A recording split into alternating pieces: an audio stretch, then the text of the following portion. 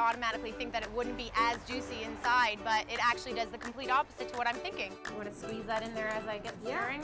I'll have to remember before we bite into it. Remove the toothpicks. Yeah, exactly. Hello everybody and welcome to the show. My name is Jordan Scott and today on the show we have Mr. Wayne Howie. Wayne, how are you doing today? Very good, Jordan. How are you? Good. I'm good, thank you. So before we get started on today's menu, why don't you tell everybody a little bit about yourself and how you got into barbecuing? I think a big part of me getting into barbecuing was I had brought tater tots and Pop-Tarts to the extreme for cooking. So I had to find something else. And, yeah, you got too good at that, eh? Yeah, came across some really good friends with a green egg and was introduced to that community, and with some online searching and research, got a little better at it day by day. Perfect. Well, we are really excited to see what you have going on today. So why don't we get started with what we have on the table right now? Perfect. What we're going to do today is a bacon wrapped steak roll, which is really, really easy. It's great for a tailgate or up at the cottage or when you've got friends over. What you want to do is find some fast fry steaks, nice and thin. They're not very expensive. And a really, really important part of preparation of the fast fry steak for these rolls is to use a mallet and clean them up a little bit and pound them out. So what we'll do is we'll take the steaks, and we got a little bit of minced garlic right here, and we've got our minced onion, and we don't have our rubbing, so that's okay. So just kind of firmly beat out the steak a little bit, and get it flattened out, not so it's transparent, you can use it as a window, but just so when you get your garlic on there and a little bit of salt.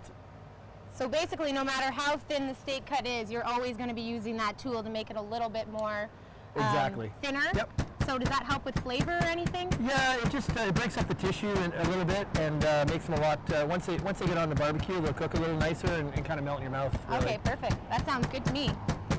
So then once that's done, and we don't have any salt or anything, which we're supposed to have out here. Oh, here we've got some. Oh, yeah, there we go. Perfect. So we're going to just get a little bit of kosher salt on there, not too much, and then a little bit of your favorite rub. This is a new one that Dizzy Pig has called Crossroads for beef and pork. Okay, so anyone at home can basically pick any spice that they prefer. This one is your favorite, but okay. I mean, the garlic and the onion and some of the other ingredients, cheese and a jalapeno, it's going to pull that flavor out anyway. So, but it's always nice to add. You can't really go wrong with a rub. You can kind of go as much as you want. So then what we're going to do is we're going to take we got that nicely out there. We're going to take a pepper. We're going to put a jalapeno pepper and get rid of the seeds in it, maybe 2. And then we're going to get a nice... For those who like the hot. Yep, yeah. A little bit of hot. But you want to get the seeds and the oils out because that's what makes your guests' eyeballs pop out of their head. So once you get that on there, we'll get a little bit of cheese in the center. And then you kind of want to roll these up, okay? And on a little bit of an angle to extend them out a little tiny bit, if you can see what I'm doing there. Yep. Okay, and then what we do is we take a nice strip of bacon and we'll wrap that up together. So it's being rolled around the entire piece of meat on then? a spiral, and the bacon, what the bacon does is it kind of keeps the meat together, because as it cooks it's going to get super tender, and the bacon is going to keep all that together. That was going to be my next question actually, if you need any toothpicks or anything for this Not to hold really, it together. no. Once the bacon pretty much keeps everything together, like friendships and relationships and family. Yeah, I know all about it. You can't go wrong with bacon. Go wrong with if you're not sure of how something's going to taste, throw some bacon on it and you got a winner. Yeah. Cooking for the outlaws for the first time. Yep, throw pretty some much. bacon on the plate, you're good to go. So we're pretty much good there. You can put like a heavy barbecue sauce on it, but I mean, just that alone with the bacon when it cooks and the grease coming off it, it's pretty much perfect. So you want to make as many per guest, 2 per guest or whatever. They're actually quite light. You would think they're pretty heavy, but they're not. They're quite light. They are, right? Yep. Okay. So as far as the ingredients here, we have this inside of the beef wrap. Now, you mentioned you can basically put whatever vegetables that you want in this. This is just kind of your favorite go-to? Yeah, and if you're not sure what your guests like as far as spice, just a nice strip of bell pepper or a smoked chili pepper is really, really nice as well. But anything you like in the center. All right, well, everything is looking really good. So is there any final touches we need to do before we get these on the barbecue? Not really. They're pretty much ready to go. We got a little bit of barbecue sauce on there, something simple, just Diana sauce. Okay. And we'll just brush that on, and they're pretty much ready to go. Perfect. Well, let's toss them on and find out a little bit more on how to get them cooked. Yep, we got our grill set up at about 350 right now, indirect heat, and we'll just burp that just so we don't lose any skin. And then we're gonna make sure, it's really important with a fast fry steak that you don't get it on any open flame. So we're just gonna place that in the center, right over the plate center. And we want beef to be at 165 degrees, but it's pretty tough to check the temperature of a really thin meat. So, Okay. I mean, really you're cooking these just like you would a sausage or a hamburger. Okay.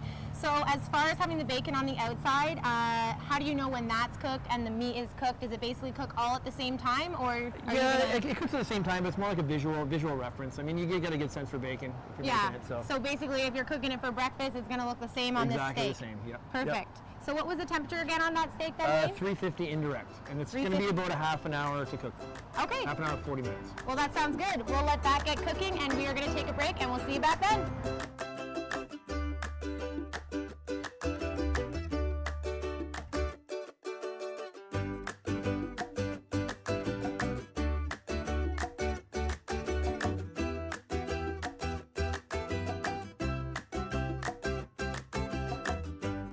Hi folks, Brad here from BJ's Country Market out in the lovely town of Delaware. Got a great grilling tip for you today. First of all, we're going to help you decide how to pick out the perfect steak. Okay, a couple things that you need to know to have a perfect steak is, number one, it's got to be well marbled. AAA or better, even prime is better. Okay, the other thing I like to have is a 4 to 6 weeks age on it. Dry aging is the best, although wet backpack aging is quite common and can be good too. All right, so I've brought out a beef rib here today, and I want to show you what a AAA beef rib looks like. Check out all that beautiful marbling in there. That's what it's going to take to create a great barbecue steak.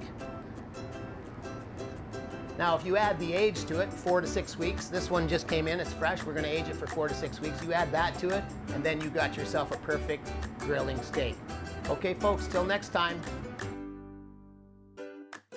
Okay, and we're here with Miley, who is going to be sharing some appetizers with us, as well as some delicious looking sides going on. So Miley, what are we getting started with today? We're going to start with a quick and easy guacamole. Okay, so we're going to take 2 avocados, and Jordan, I'll get you to slice Perfect. one. All right, so what's the best way to slice an avocado for the people at home? Just like half down to the side. You will feel the pit in the middle, so you're just going to go right around the pit. Okay.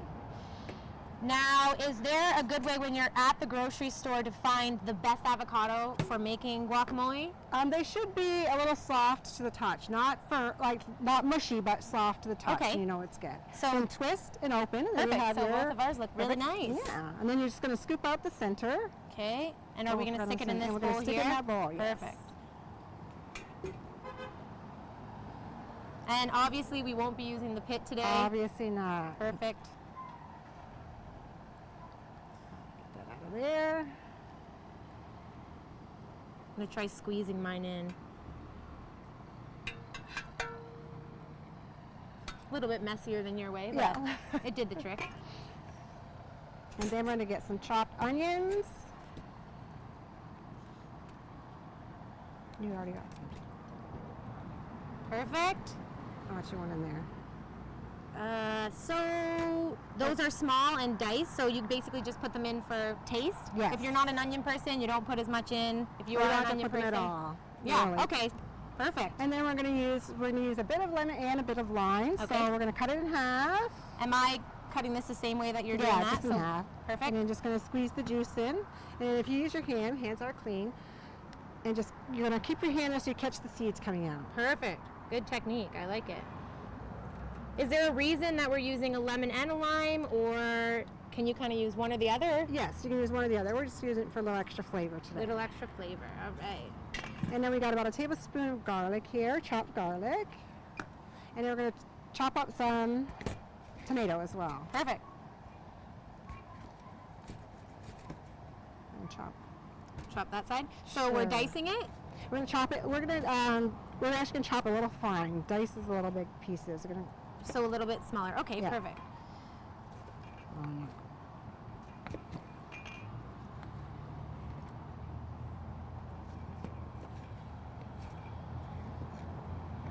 All right, I can do this.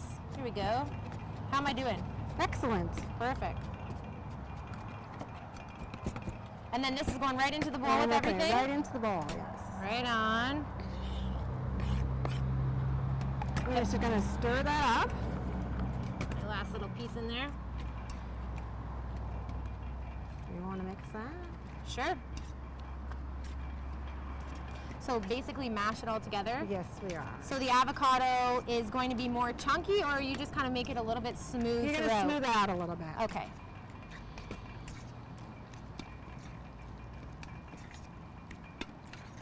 And you want to add a pinch of salt and pepper for flavor. Perfect. Awesome. Would you recommend sticking this in the fridge after you make I it just would, to have it yes. chilled? Yeah. Okay. Lemon juice also helps it because sometimes the avocado will tend to go brown, and Right. lemon juice also helps to keep that from happening. Alrighty. So our avocado looks like it's done, and as the chips fall into my hand here, it looks like we're almost ready to eat them. Okay. So I also see a really nice Yes. color going on here. What do we have for the side? We're going to do a nice, it's actually called the colorful couscous salad. Oh, well, perfect. So we started out with, we have a prepared couscous here. We have a cup. The couscous is made with 1 cup couscous, 2 parts water. You put that on the stove together in the pot to boil. Bring it to a boil. Let it simmer for about 5 minutes. Turn it off. Let it sit for about 20 minutes. Then you're going to fluff it with a fork. So then it just cooks as it's sitting on the stove. Yes. And once it kind of looks fluffy like this, then good It's enough ready to to eat. go. Okay. Yeah. And into that, we're going to add our things. And here we have a little bit more, but we're going to add about half. So we're doing about half a cup of carrots, half a cup of black bean. So these black beans, are they canned black beans? Yes, we just use Okay. canned black beans today. Make sure that you rinse them. Then we have half a cup of green onion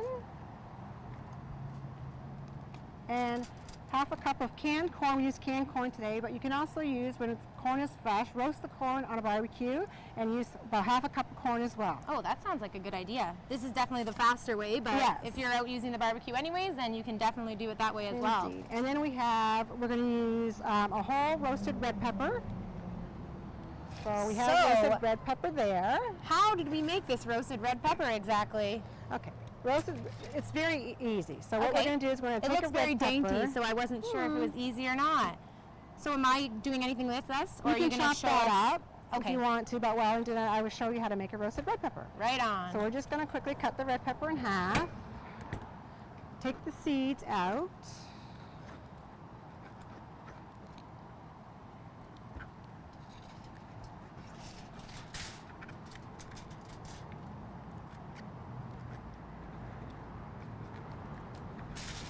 Put in some tin foil. Sprinkle with a little salt and pepper. Drizzle with a little bit of olive oil. And you could put that on the barbecue or in the oven for, say, 30 minutes. When you take it out, and actually the tin foil is good, if you take it out, you wrap it in the tin foil, let it sit for about 20 minutes.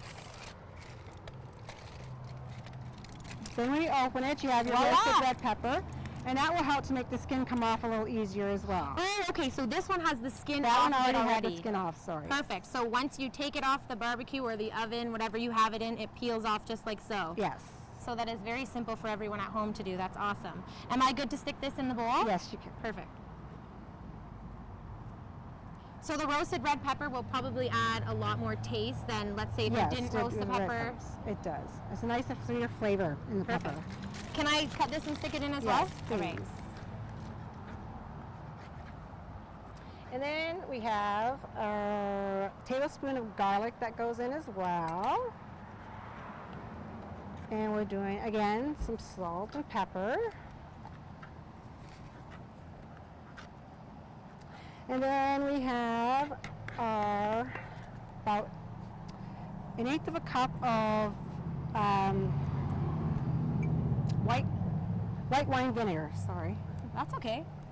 Maybe you had some wine before you came. Oh, I wish. Okay. It would have been a little easier.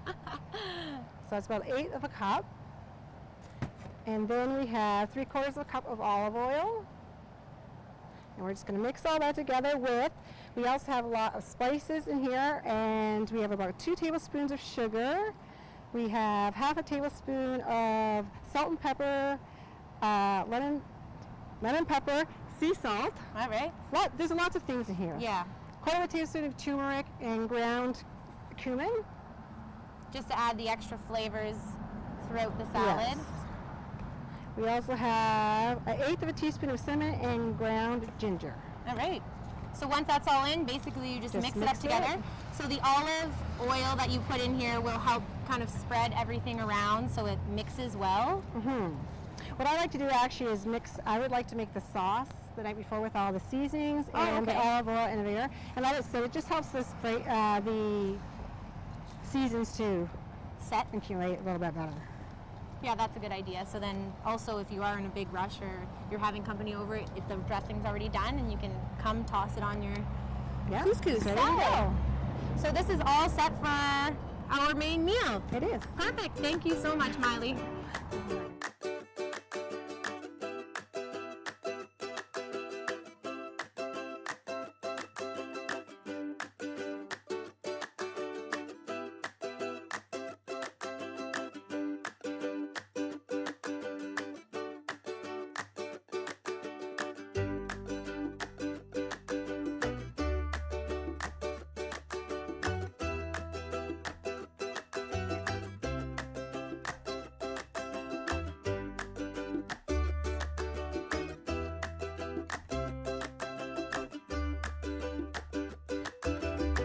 Hi folks, Brad here from BJ's Country Market in the lovely town of Delaware.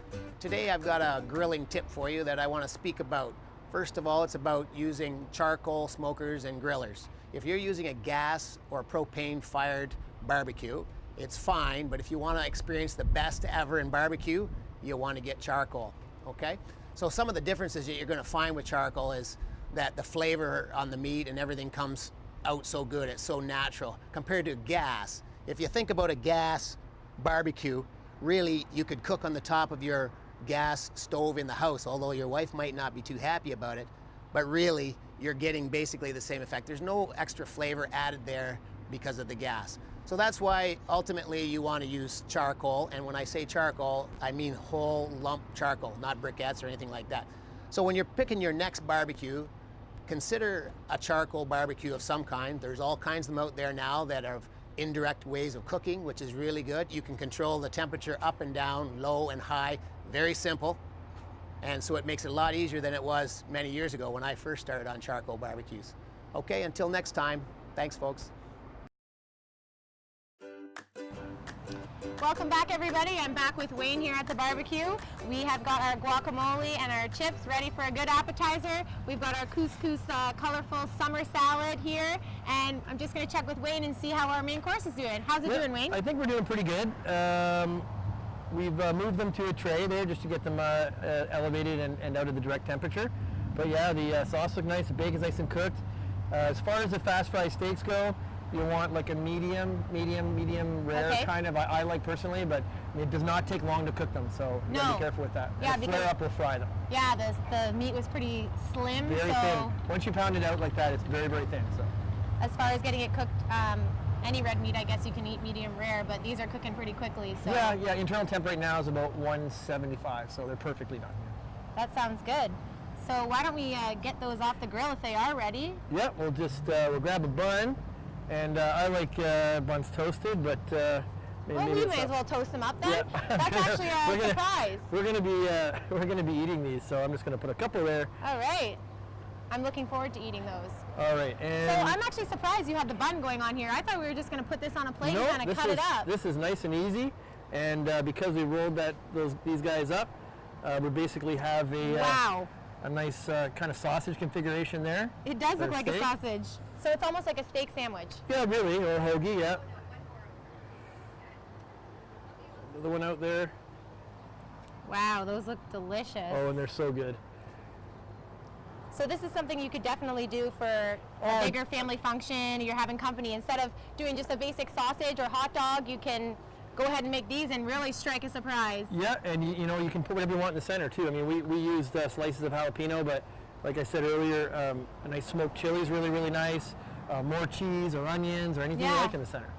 So there we as have it. far as toppers for these, basically when you're at home, if you want to throw more barbecue sauce or say extra cheese, you can kind of top them like a hot dog or a hamburger. Is that what you're saying? Yeah, they're very forgiving that way. You can put anything on them, from sauerkraut to ketchup and mustard, whatever you like. Yeah. I like horseradish sauce, but it's Yeah, you have to have an acquired taste for that. Yeah, don't you do. You definitely do. Yeah, for sure. Okay, well, why don't I get this thrown on a plate here? I think I'm going to try mine just plain because I saw how we made them, and I think there's enough flavor inside of that meat that I don't even need any topping. Well, I think this is a good one right here for you. Right on. Throw a little salad on here, real fresh. So we've actually got a really nice barbecue spread going on for an outdoor party if you're having friends or family over. A little bit of appetizer going on. So before I take a bite into this for people just catching up, would you mind giving us a little lowdown? These are not sausages, folks. They are fast fry bacon wrapped meat sticks. Meat sticks? You can create a name right here, right now, right? What's fun about them is that you've got multiple elements in them. Yep. They're delicious. They're nice on the barbecue. They're so easy to make. Fast fry steaks, I think pretty sure you can get them anywhere in the dollar store, I think, if you want to. So. Just to recap, real easy, fast fry steaks or cube steaks. You want to use a tenderizing mallet to break up those tissues, get some salt on there, a little bit of garlic or some minced onion. We didn't use a rub at the time we did them, but I would like to put, sometimes a jalapeno rub on them or more salt. Get them rolled up in a spiral so they elongate. Then you can wrap them in bacon and put your barbecue sauce on there or nothing. They're really actually good with nothing on them as well. Yeah, so. That's how I'm going to try it, and I don't think I'm going to be disappointed at all. Yeah, and we have shredded marble cheese in there, and we've got a jalapeno, seedless jalapeno, so it's not too striking. Not too spicy, yeah, but basically I think at they'll home. like it. Yeah, basically at home they can put whatever they want on it, and really people will be talking about it. I think this so. is something I've never even heard of, and it's pretty amazing. It looks good, so let me dive into it. All right.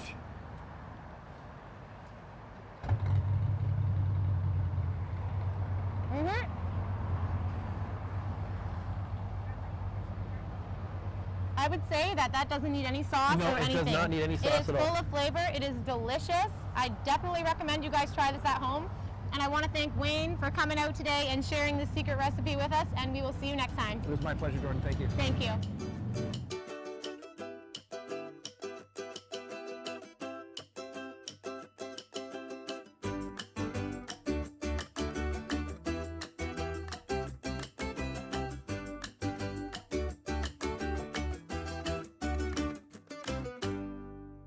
Just got a couple quick barbecue tips for you today. First of all, I'd like to say whenever you're doing barbecuing, you should always have yourself a thermometer. One of the most important things you can do when cooking. 50% of the game is getting the right temperature and doing it successfully. So invest in a good thermometer like this one. It's a probe thermometer. You can open it up, stick it in your meat, gives an instant read on what the temperature is. So for instance, a medium rare steak, you're looking for 140. A rare steak, 135. It says right on a lot of these good thermometers, and it'll let you know exactly what the temperature should be. Another style that we also like and works well is a remote type thermometer. So if you're doing a turkey or a roast and you want to go inside, you want to cut the grass, you hook your probe up to this thing, you set the temperature of what you want your fire to be and also your meat to be, and this thing will send you a signal to let you know time's up, come and check the barbecue. So there's a couple great tips for you today. If you want to be an excellent barbecuer and come across with the best quality, get yourself a good thermometer. Thanks, see you next time.